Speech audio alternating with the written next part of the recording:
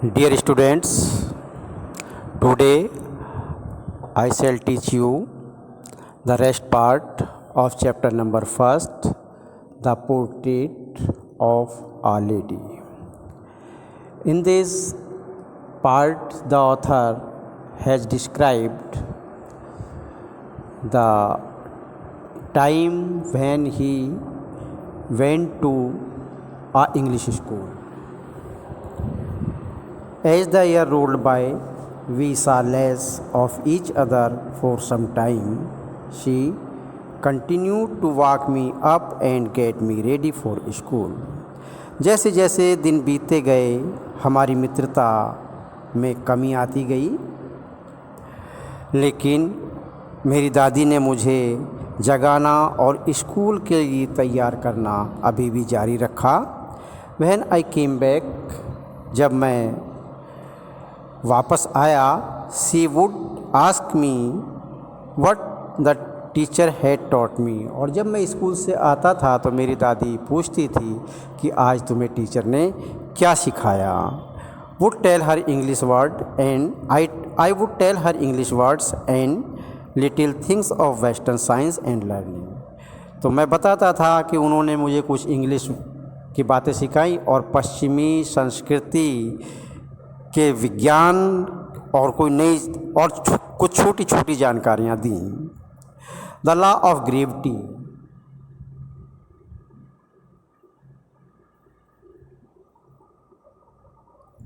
जैसे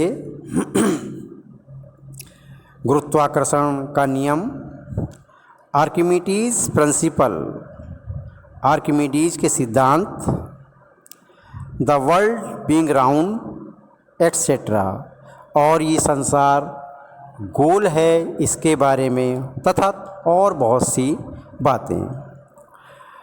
this made her unhappy, इस बात ने उसको निराश कर दिया।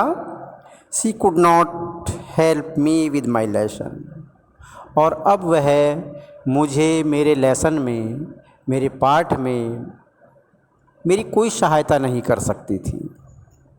She did not believe in the things they taught at the English school.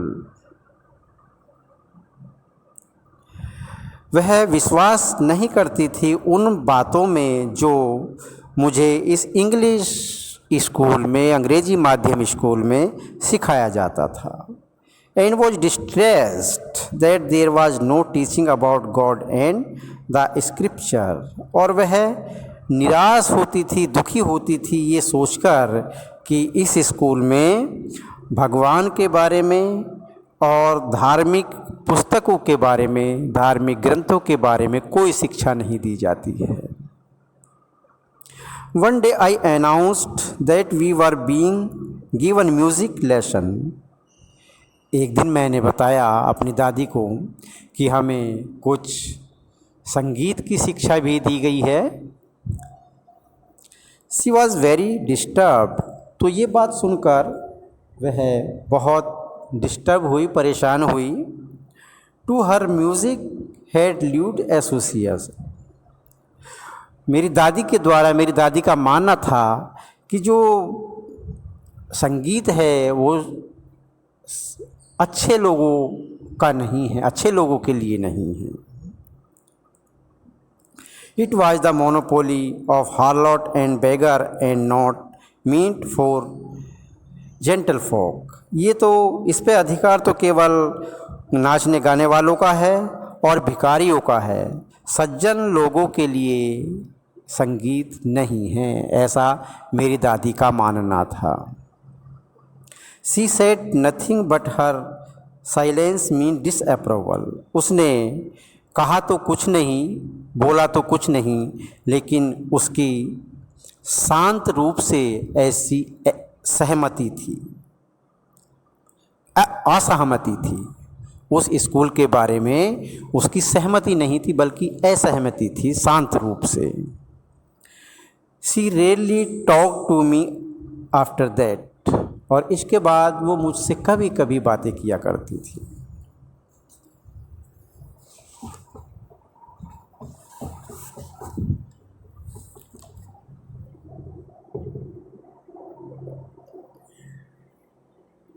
When I went up to university, जब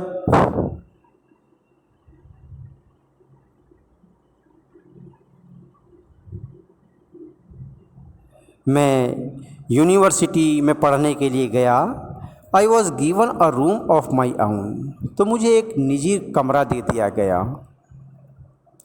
the common link of friendship was snapped, और हमारी मित्रता की जो सामान्य कड़ी थी वो टूट गई। स्नैप्ड मीन्स टूटना।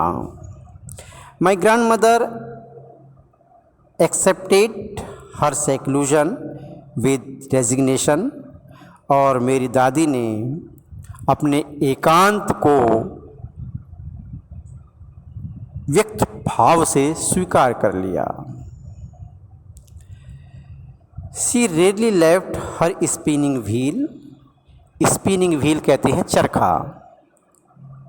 वह मुश्किल से ही अपने चरखे को छोड़ती थी, टू टॉक टू एनीवन, किसी से बात करने के लिए। फ्रॉम सनराइज टू सनसेट, और सूर्य उगने से लेकर के सूर्य के छिपने तक। She said by her wheel spinning, वह अपने चरखे के पास बैठी रहती थी। एंड डिसाइटिंग प्रेयर्स, और प्रार्थना गाती रहती थी। Only in the veranda breaking,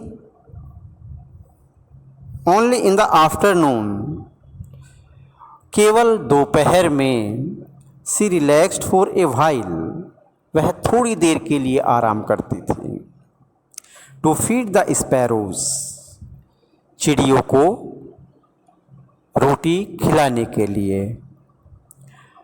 while she set in the veranda breaking the breads into little bits, जब वह बैठ जाती थी वरांडा में और रोटियों के छोटे छोटे टुकड़े तोड़ती थी चिड़ियों के लिए। हंड्रेड्स ऑफ लिटिल बर्ड्स, सैकड़ों चिड़ियाँ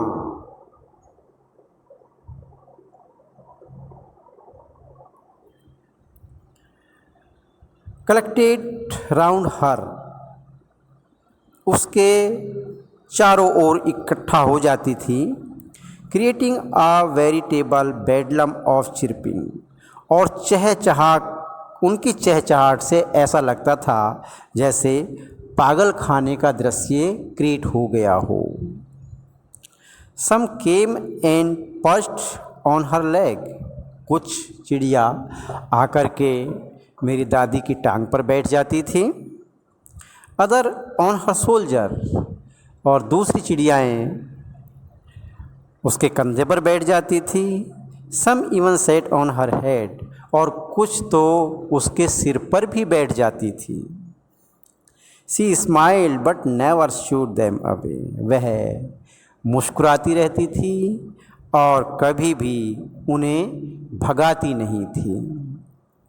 it used to be the happiest half hour on the day for her, और ये आधे घंटे का समय जो पूरे दिन का था, पूरे दिन में आधे घंटे का समय उसके लिए सबसे प्रसन्न रहने वाला होता था।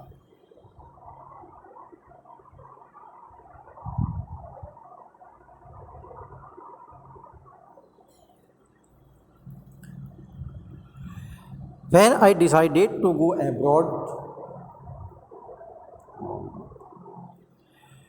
जब मैंने निश्चय कर लिया विदेश जाने का, फॉर फर्दर स्टडीज़, आगे के अध्ययन के लिए, I was sure my grand mother would be upset, तो मुझे विश्वास था कि मेरी दादी बेचैन हो जाएगी।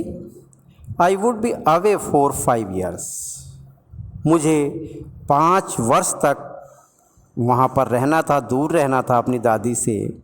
And at her age one could never tell, और उसकी एज को देखकर कोई कुछ भी नहीं बता सकता था।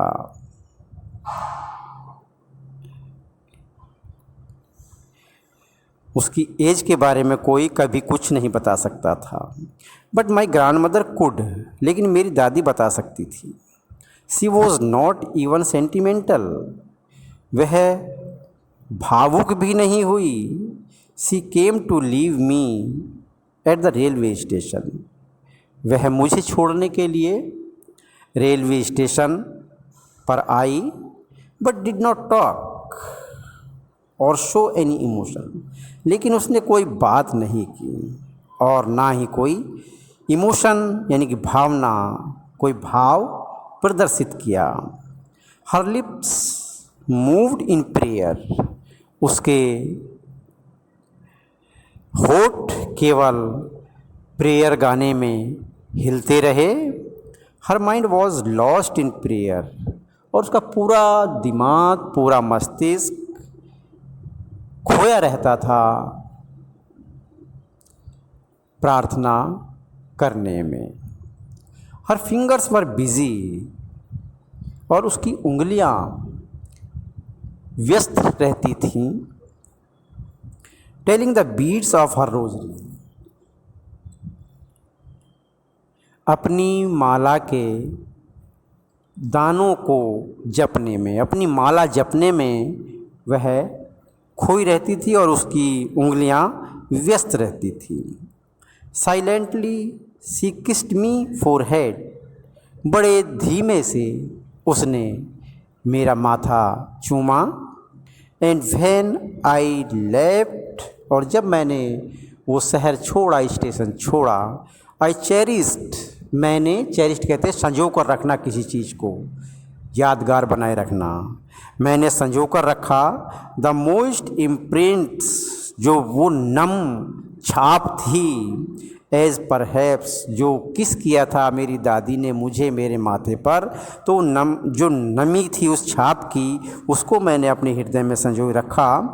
As perhaps the last sign of physical contact between us, ये सोच करके कि शायद मेरी दादी और मेरे बीच भौतिकता का ये अंतिम संकेत है, अंतिम निशानी है।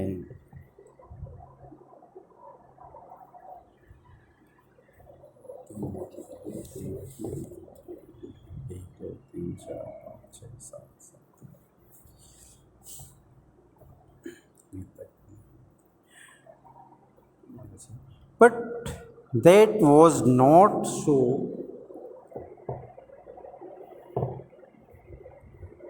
लेकिन ऐसा नहीं हुआ। आफ्टर 5 years, 5 वर्ष के बाद, आई केम बैक होम, मैं घर वापस आ गया। And was met by her at the station, और मैं अपनी दादी से स्टेशन पर मिला। She did not look a day older, वह एक भी दिन, उस 5 वर्ष में एक भी दिन जितनी उसकी अवस्था थी उससे ज़्यादा बूढ़ी नहीं दिखाई देती थी। She still had no time for words, और उसे अब भी कोई शब्द कहने के लिए टाइम नहीं था। And while she clasped me in her arms, और जब उसने मुझे अपनी बाहों में जकड़ लिया, I could hear her reciting her prayers, तो मैं सुन सकता था उसकी प्रार्थना गाने की आवाज़ को। Even on the first day of my arrival, मेरे आगमन के पहले ही दिन, her happiest moment were with her sparrows, उसके जो सबसे खुश रहने वाले पल थे वो चिड़ियों के साथ, गौरियों के साथ बीते। Whom she fed longer and with frivolous रिब्यूक्स,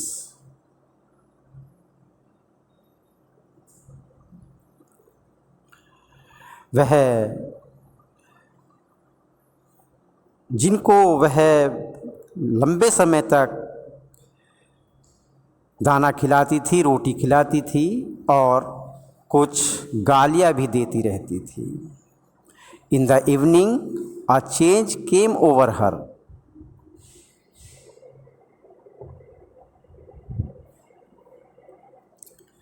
शाम के समय उसमें एक बदलाव आ गया। सी डिड नॉट प्रे, उसने प्रार्थना नहीं की। She collected the women of neighbourhood got an old drum, उसने पड़ोस की महिलाओं को इकट्ठा किया, एक ढोलक ली पुरानी सी, एंड स्टार्टेड टू सिंग, और गाना शुरू कर दिया। For several hours she thumped the shaking skin of the debilitated drum.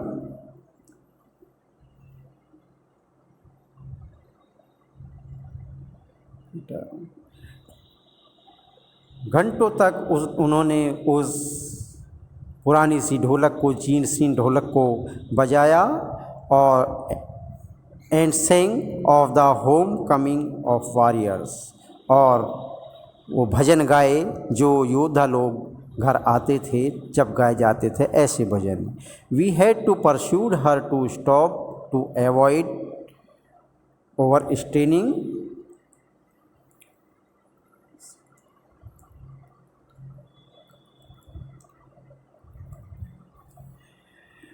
हमें मनाना पड़ा उसको रोकने के लिए, उस भजन को गाने के लिए।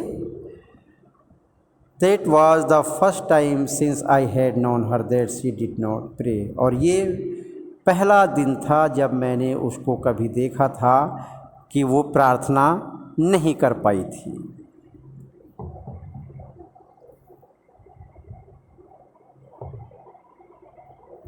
The next morning she was taken ill, और अगली सुबह वो बीमार पड़ गई। It was a mild fever and the doctor told us that it would go, हल्का सा बुखार था और डॉक्टर ने कहा ये जल्दी ही ठीक हो जाएगा। But my grand mother thought different, लेकिन मेरी दादी जी कुछ भिन्न ही सोचती थी। सी टोल्ड अस, उसने हमसे कहा that her end was near, कि उसका अंत निकट है। She said that since only a few hours before the close of the last chapter of her life she had omitted to pray. उसने कहा that since only a few hours before the close of the last chapter of her life had omitted to pray, कि कुछ समय पहले ही उसके, जब उसने प्रार्थना करनी छोड़ दी तो कुछ समय पहले ही